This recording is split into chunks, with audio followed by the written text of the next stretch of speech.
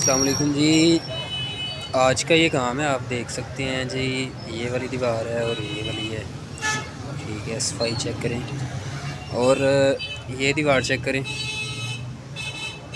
आप मुझे ये बताएं कि ये इसमें 2 मैसन लगे थे। ठीक है, ये 2 मैसन का डेली एवरेज के हिसाब से काम ठीक है या नहीं ठीक।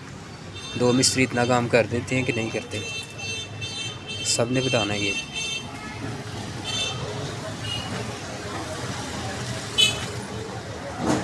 ये काम भी है जी।